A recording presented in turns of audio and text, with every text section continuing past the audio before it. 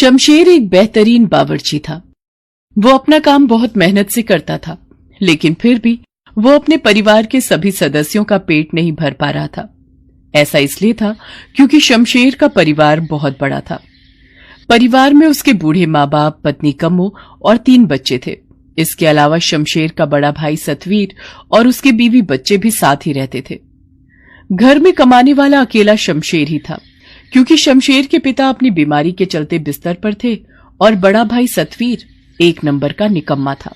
भैया उठो, चलो मेरे साथ। सुना है नुक्कड़ वाले ढाबे में रसोइये की जगह खाली है। ढाबे के मालिक से मेरी अच्छी बनती है, मैं वहां आपकी बात करवा देता हूँ। आपको वहां जरूर काम मिल जाएगा। मैं तुझे रसोइया दिखाई देता हूँ क्या है? और वो भी उस खड़ूस रामलाल के ढाबे पर। तुझे पता है ना मेरा 36 का आंकड़ा है उससे।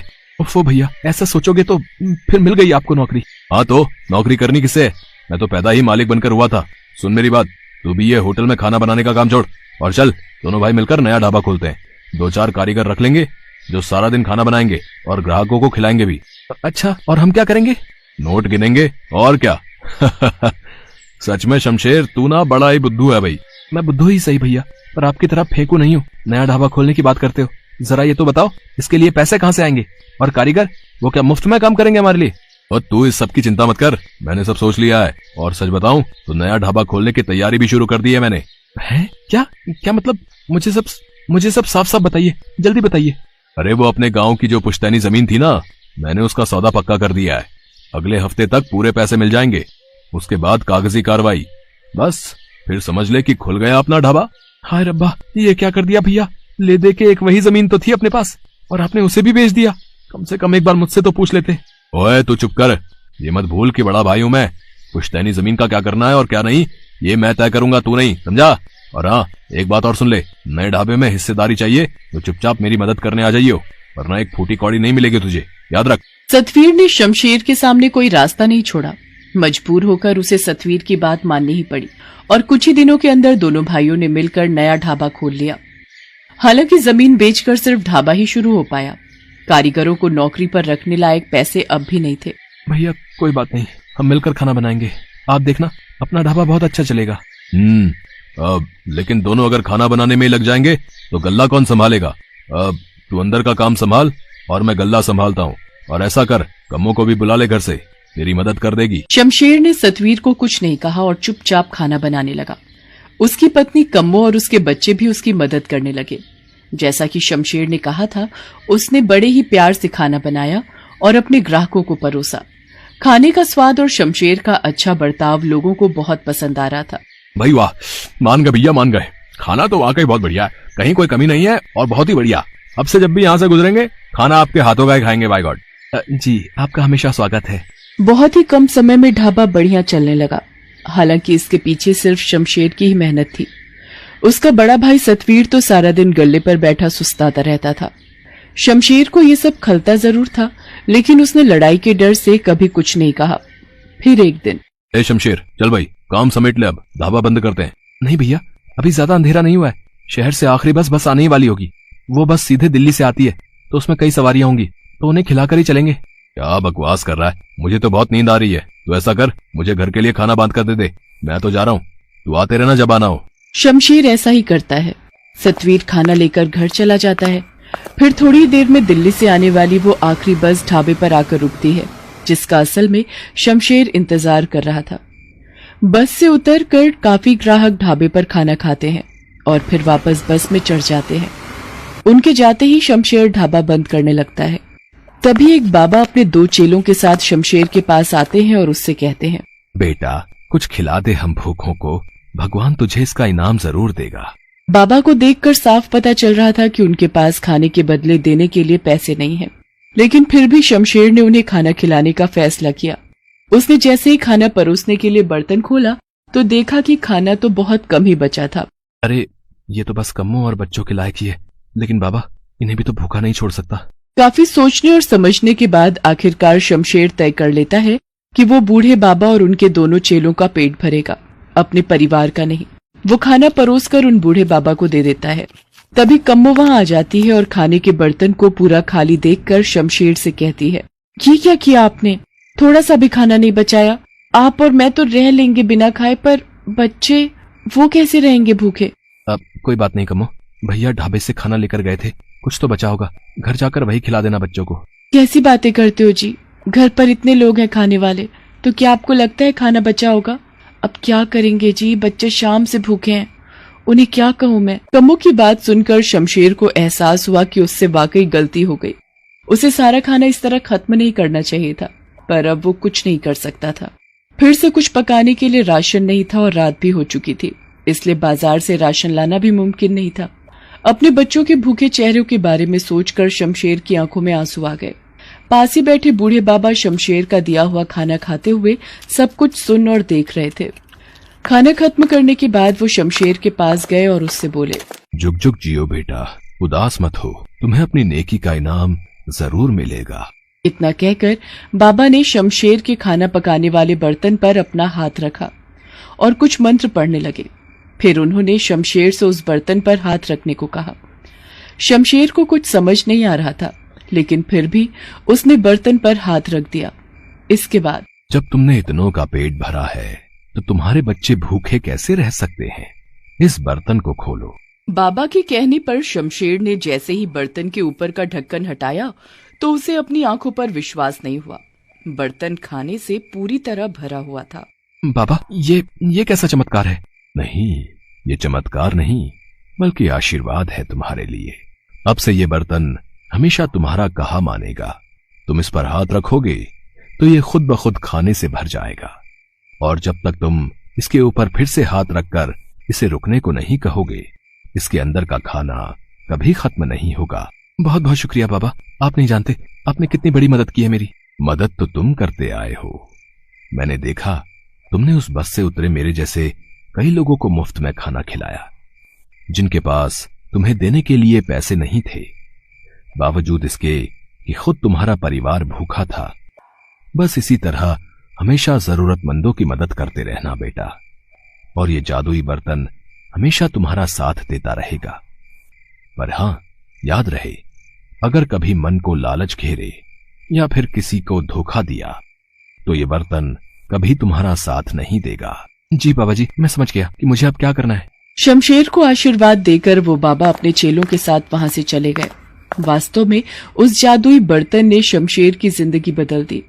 अब उसे सारा दिन भट्टी के सामने खाना पकाने की जरूरत नहीं थी। उसके हाथ रखते ही वो बर्तन लजीज खाने से भर जाता था, और जब तक शमशेर उसके ऊपर वापस से हाथ रखकर रुकने को ना कहे, खाना खत्म ही नहीं होता था।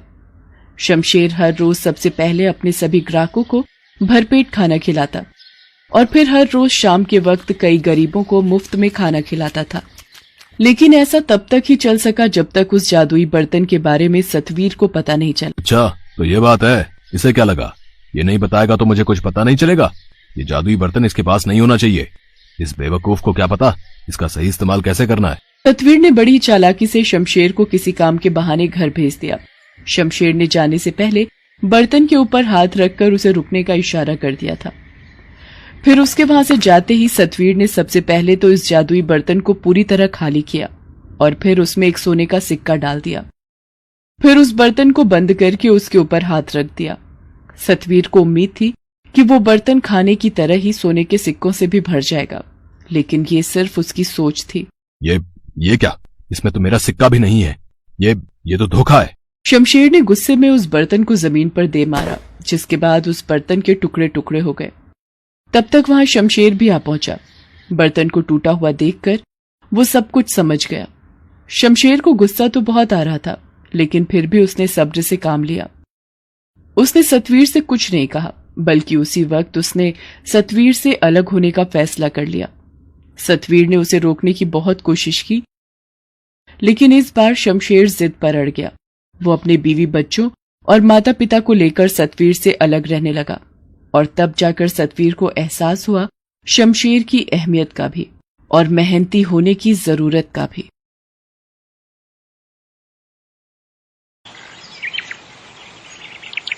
ये कहानी है नीरज की, जिसके पिता इस दुनिया में नहीं थे और नीरज पढ़ा लिखा भी नहीं था। इसीलिए वो एक ढाबा चलाकर अपना और अपनी माँ का गुजारा चला रहा था। नीरज की माँ लीला भी ढाबा चलाने में उसकी मदद किया करती थी। नीरज, चूल्हा जलाने को एक भी लकड़ी नहीं बची है, मैं खाना कैसे बनाऊं? परेशान मत हो माँ, मैं अभी जंगल जाता हूँ और ढेर सारी लकड़ियां काट कर ले आता हूँ। फिर दोनों मिलकर फटाफट खाना बना लेंगे। नीरज फौरन अपनी कुल्हाड़ी लेकर जंगल की तरफ चला गया। नीरज के ढाबे पर हर रोज गांव के कई लोग खाना खाने आते थे, लेकिन फिर भी नीरज की कमाई बहुत ज्यादा नहीं थी, क्योंकि गांव में कमाई से ज्यादा लागत थी। यही वजह थी कि उसे चूल्हा जलाने के लिए जंगल से लकड़ियां काट कर लानी पड़ती थी। अब हाँ, इस पेड़ पर काफी लकड़ी है, इसी से शुरू करता हूँ। आह आह, मेरे पंख, कोई बचाओ, कोई है, कोई तो मेरी मदद कर दो। अरे, ये आवाज तो किसी लड़की की लगती है। लगता है किसी मुसीबत में है, मुझे देखना चाहिए। नीरज उस आवाज की तरफ गया। उसने देखा कि वहां पर एक परी जैसी दिखने वाली लड़की थी, जिसके पंख कांटों भरी झाड़ी में फंसे हुए थे। ये देखो, क्या शौक चढ़ा था तुम्हें ये परी वाले कपड़े पहनकर यहाँ जंगल में घूमने का? देखो, फालतू की मुसीबत मोल ले ली ना। रुको, मैं अभी इन नकली पंखों को काटकर तुम्हें इन झाड़ियों से अलग करता हूँ। नहीं, मेरे पंखों को हाथ भी मत लगाना तुम। ये नकली नहीं है, ये मेरे असली पंख हैं और मैं एक असली परी हूँ। उस परी की बात सुनकर नीरज चौंक गया। गौर से देखने पर उसे एहसास हुआ कि वो पंख वाकई असली थे, क्योंकि कांटों में फंसे होने की वजह से उनसे काफी खून बह रहा था। ठीक है, मैं समझ गया। मैं तुम्हारे पंखों को नहीं काटूंगा, पर देखो, मुझे तुम्हारी मदद तो करनी ही होगी। मेरा भरोसा करो, मैं सिर्फ झाड़ियों को काटने की कोशिश करता हूँ, ठीक है? उस परी ने नीरज पर भरोसा किया और फिर नीरज ने बड़े ही ध्यान से उन सारी कटीली झाड़ियों को काट दिया। अब वो परी आजाद थी, लेकिन उसके पंख बुरी तरह से घायल थे। मेरी मदद करने के लिए शुक्रिया। मेरा नाम नीलम है और मैं परीलोक से यहाँ तुम्हारी दुनिया देखने आई थी, पर पता नहीं कैसे यहाँ फंस गई। मेरा नाम नीरज है, तुमसे मिलकर अच्छा लगा। तो अब तुम अपने परीलोक वापस चली जाओगी ना? मैं चाहूँ तो भी नहीं जा सकती, जब तक मेरे पंख बिल्कुल ठीक नहीं हो जाते। मुझे यहाँ तुम्हारी दुनिया में ही रहना होगा। क्या तुम मुझे कोई सुरक्षित जगह बता सकते हो जहाँ मैं रह सकूं? तुम मेरे घर पर रह सकती हो। मेरे साथ मेरी माँ भी रहती है। हम दोनों मिलकर अपने घर के बाहर ही एक ढाबा चलाते हैं। बस मैं थोड़ी सी लकड़ियां काट लूं, फिर हम चलते हैं। पर लकड़ियां तो तुम काट चुके हो, वो देखो। नीरज ने पीछे मुड़कर देखा तो वहां लकड़ियों का एक मोटा गट्ठा रखा हुआ था, जिसे देखते ही नीरज समझ गया कि असल में ये नीलम का जादू ही था। तो तुम जादू भी कर सकती हो, पर एक बात बताओ, तुमने खुद को आजाद करने के लिए जादू का इस्तेमाल क्यों नहीं किया? और अभी भी तुम अपने पंखों को जादू से ठीक क्यों नहीं कर लेती? क्योंकि हम परियां सिर्फ दूसरों की मदद के लिए ही अपने जादू का इस्तेमाल कर सकती हैं, खुद के लिए नहीं। अच्छा, चलो कोई बात नहीं, तुम मेरे साथ चलो। मुझे पूरा भरोसा है कि मेरी माँ के पास तुम्हारे पंखों को जल्दी से जल्दी ठीक करने का कोई ना कोई नुस्खा जरूर होगा। नीरज उस परी को लेकर अपने घर पहुंचा और फिर अपनी माँ को उसके बारे में सब कुछ बताया। तुम बिल्कुल चिंता मत करो बेटी, मैं अभी कुछ जड़ी बूटियों को मिलाकर एक लेप बना देती हूँ। उसके इस्तेमाल से तुम्हारे पंख कुछ ही दिनों में बिल्कुल ठीक हो जाएंगे। शुक्रिया माँ जी। लीला के बनाए जड़ी बूटी के लेप से नीलम के पंख बहुत तेजी से ठीक होने लगे, लेकिन नीरज के हालात हर बीतते दिन के साथ और भी खराब होते जा रहे थे। ये कैसी दाल मखनी है भाई? है? मक्खन का तो नामो निशान भी नहीं है इसमें। मक्खन कहाँ से डालो भाई साहब, यहाँ गांव में खाने का दाम बहुत कम है। थोड़ा भी दाम बढ़ाओ तो लोग खाने से ही मना कर देते हैं। ये सब बहाने हैं, साफ बात है भाई, खाने में स्वाद तो माल मसाले से ही आता है। अगर वही नहीं डालोगे तो फिर तुम्हारे ढाबे पर आने का क्या फायदा? सादी दाल तो घर में भी खाने को मिल जाती है। नीरज मजबूर था, वो चाहकर भी अपनी लागत को नहीं बढ़ा सकता था, क्योंकि उसके लिए उसके पास पैसे ही नहीं थे। अरे नीरज, क्या हुआ बेटा? क्या बोल रहा था वो आदमी? बस माँ, और क्या बोलेगा। दाल मखनी में मक्खन ढूंढ रहा था, नहीं मिला तो नाराज हो गया। लगता है अब फिर कभी अपने ढाबे पर खाने नहीं आएगा। नहीं आता है ना आए, भाड़ में जाए। तू अपना दिल छोटा मत कर बेटा, ये गांव के लोग हैं ही ऐसे, हर कोई उधार खाकर जाता है, ऊपर से इन्हें दाल में मक्खन भी चाहिए। नहीं माँ, लोग जैसे हैं वैसे ही रहेंगे, पर हम ऐसे हाथ पर हाथ रखकर नहीं बैठ सकते, वरना हमारा ढाबा बंद हो जाएगा। नीरज के चेहरे पर हताशा और मायूसी साफ दिख रही थी, साथ ही चिंता भी। उसकी माँ लीला भी उदास होकर अपनी बहन से मिलने उसके घर चली गई, क्योंकि उसके पास भी इस समस्या का कोई समाधान नहीं था। लेकिन वहां कोई था जो सही मायने में नीरज और लीला की मदद कर सकता था। ये दोनों कितने परेशान हैं, और नीरज तो मेरे जादू के बारे में जानता भी है, लेकिन फिर भी इसने मुझसे मदद नहीं मांगी।